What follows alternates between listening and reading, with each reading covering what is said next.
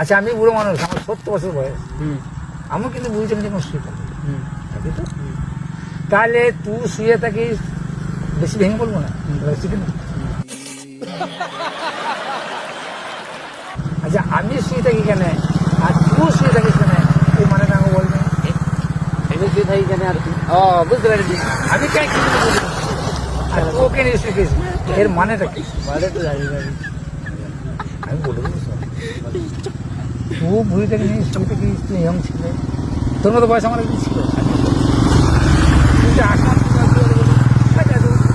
আবার বুড়ি থেকে নিয়ে শুয়ে কেন মারা, তুই তাহলে ইয়ং নাই। কিন্তু বুড়ি থেকে শুয়ে নিয়ে থাকতে কারণ বয়স হয়েছে, পায়ে যন্ত্রণা, গায়ে যন্ত্রণা, কাশি, এগুলো ইত্যাদি বয়স থেকে মানুষকে খরচ হয়। তো তখন বুড়ি থাকে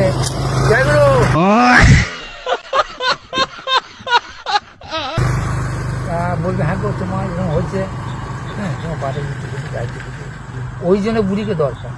আর তোর গা চাপাটাবি দরকার নাই, তোর ফাল চলাচলি ব্যাপার, ফাল চলাচলি ব্যাপার।